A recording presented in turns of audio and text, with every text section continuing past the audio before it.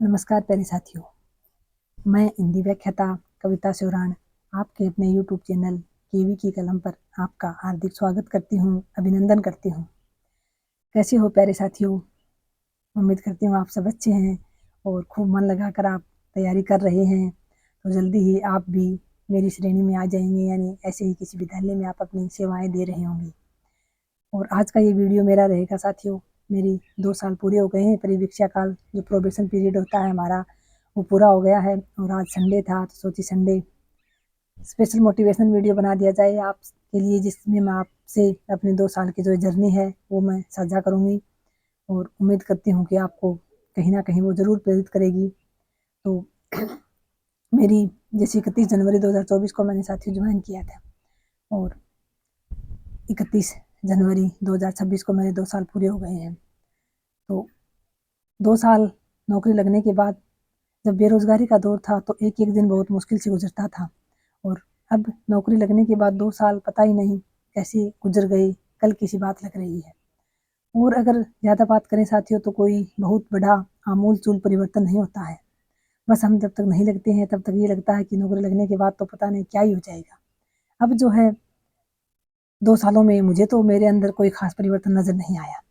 वही मैं आज भी, मेरा स्वभाव वैसा सा ही है, कोई ज़्यादा परिवर्तन नहीं हुआ है। हाँ, कुछ दुनियादारी को समझने लगी हूँ, कुछ सीखा है नया 2 सालों में बहुत सारे लोगों से स्कूल में। तो इस प्रकार से ज़िंदगी मेरे 2 साल बहुत अच्छे रहे, मैं ये कहूँगी। जैसे कि मैंने किस प्रकार से तैयारी की थी वो मैंने आपको सभी अपने वीडियो में बता रखा है और ये जो मेरी जो जॉइनिंग थी साथियों, वो जैसे हमारा जो डिस्ट्रिक्ट है वो झुंझुनू है, तो झुंझुनू तो खुला ही नहीं था। तो कोई बहुत दूरी का स्कूल मुझे नहीं मिला था। अपने घर से, अपने ससुराल से 60 से 70 किलोमीटर के बीच की दूरी है मेरे विद्यालय की। हाँ, रोज़ाना अप डाउन नहीं हो पाता है, वो अलग बात है। और जो चूरू ज़िले में है तो ज़िला भी सीमा, चूरू और झुंझुनू की सीमा रेखा मिलती है आपस में, तो वहाँ भी कोई ज़्यादा दिक्कत नहीं है। बहुत अच्छे लोग हैं यहाँ गाँव के, गाँव में ही रहते हैं और बहुत अच्छा स्कूल है, बहुत अच्छे स्कूल का स्टाफ मिला।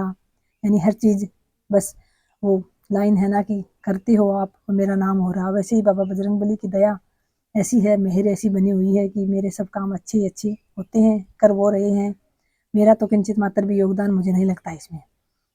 अब जो नौकरी है इसमें साथियों, सबसे पहले तो इसमें मैं अपने जो नौकरी मैं 2 साल से आराम से कर पा रही हूँ, बहुत ज़्यादा कोई बर्डन नहीं है मेरे ऊपर। स्कूल का अपने काम का है, लेकिन घर परिवार को मेरी बहन अपने बच्चों को, मेरे बच्चों को और अपने बच्चों को वो सँभाल रही हैं। तो विशेष स्पेशल इन 2 सालों के जो मैं आराम से नौकरी कर रही हूँ, इसके लिए स्पेशल धन्यवाद तो मैं अपनी बहन को दूँगी। एक नौकरी करना, पैसे कमाना अलग बात होता है, एक परिवार चलाना, बच्चों को सँभालना, यानी एक मेरा बेटा 15-16 साल का है बड़े वाला, उसकी बेटी है छोटी, वो 5 साल की है। तो 5 साल से लेके 15-16 साल तक के 4 बच्चों को सँभालना, 2 जो बेटे और हैं वो 10-11 साल के हैं। इस एज के 4 बच्चों को सँभालना मुझे तो कोई मामूली काम लगता नहीं है और शायद किसी को नहीं लगता होगा, लेकिन वो बहुत अच्छे से मैनेज कर रही है। मेरे से वो बहुत छोटी है, लेकिन बहुत समझदार है। मैं तो आज भी वही पागल सी हूँ, ऐसी बातें, ऐसी मतलब ऐसा ही मेरा व्यवहार है थोड़ा, लेकिन वो बहुत समझदार है। सब कुछ वो इतना अच्छे से मैनेज करती है। नौकरी करना, पैसे कमाना ये कोई बहुत बड़ी बात नहीं है। लेकिन एक घर चलाना, बच्चों की ज़रूरतें पूरी करना, उनकी बैलेंस के हिसाब से हर चीज़ उनकी ज़रूरत पूरी करना, उनका ध्यान रखना, उनको पढ़ाना-लिखाना बहुत बड़ी ज़िम्मेदारी है। तो वो मेरी बहन बाकायदा सँभाल रही है, जिसी के चलते मैं यहाँ आराम से नौकरी कर पाती हूँ।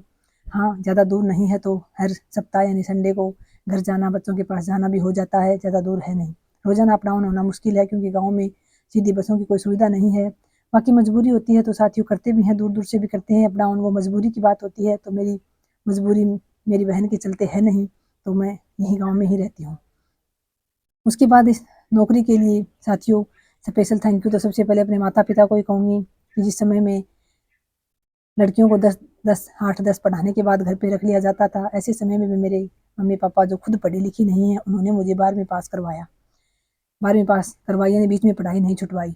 12वीं के बाद छुट्टी 2 साल तो कॉलेज आस-पास था नहीं, ना बसों की सुविधा थी उस समय में, तो कॉलेज जाना नहीं हुआ। उसके बाद धन्यवाद करूँगी मेरे ससुराल वालों का, जिन्होंने मुझे आगे पढ़ाया। विशेष धन्यवाद जिसमें मैं अपने ससुर यानी अपने धर्म के जो पिता हैं, उनका करना चाहूँगी, क्योंकि एक प्रकार से उन्होंने ज़बरदस्ती एडमिशन करवाई, आए कॉलेज में, घर में पूछताछ हुई, सहमति बनी कि हाँ पढ़ाएँगे।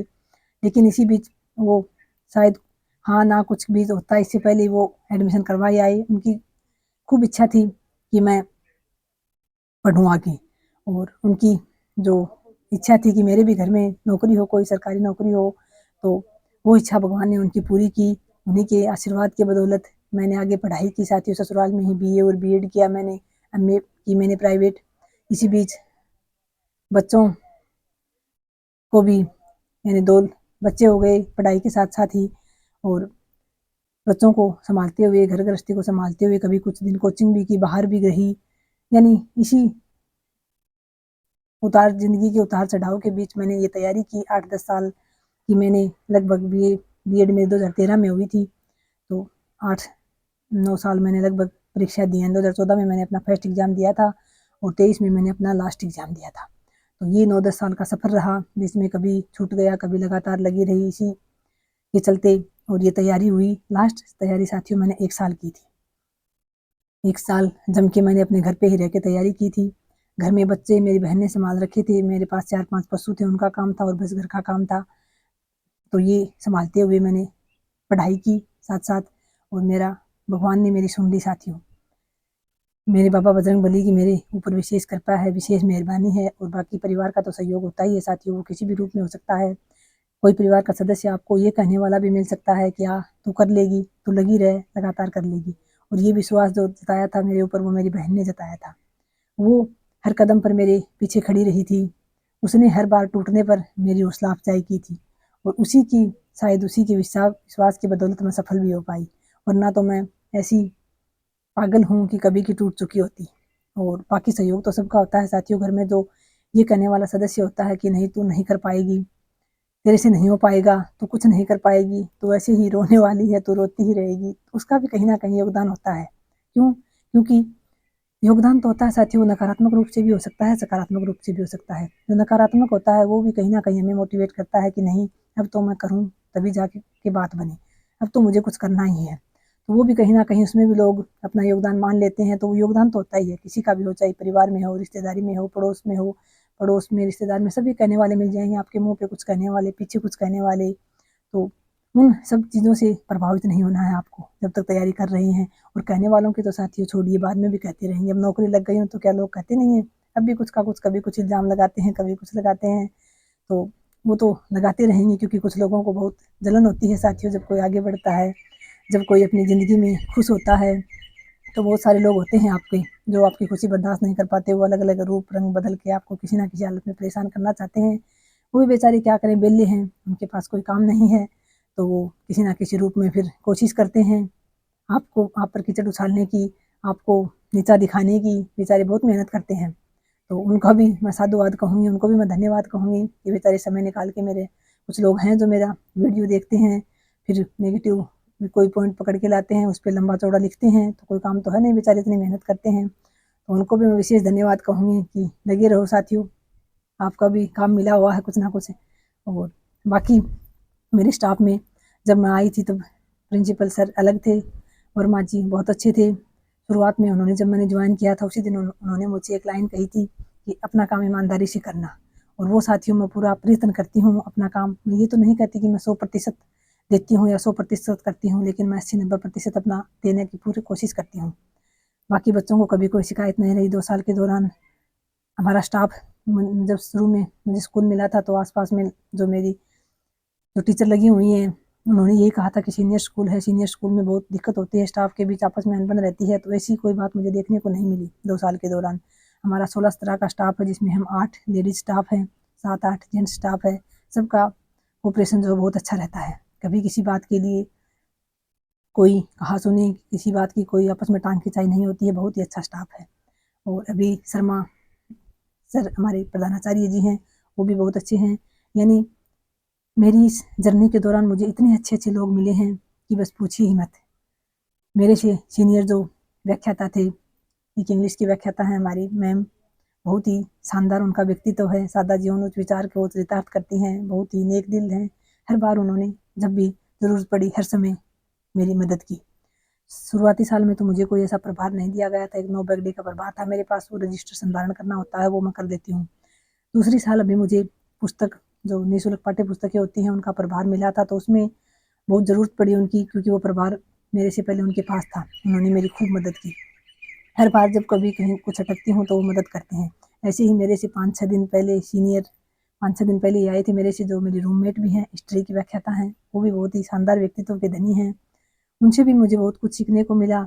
यानी मेरे स्टाफ में सारे ही ऐसे आदर्श व्यक्तित्व हैं लगभग, खासतौर से लेडीज स्टाफ में तो, जो कुछ ना कुछ हमेशा सिखाती हैं और बहुत ही अच्छे जो हैं वो 2 साल गुजर गए। बच्चों का भी बहुत प्रेम मिलता है और अपना काम हम ईमानदारी से करते हैं, तब साथियों कहीं कोई अड़चन नहीं आती है, इस बात को आप याद रखें अच्छे से।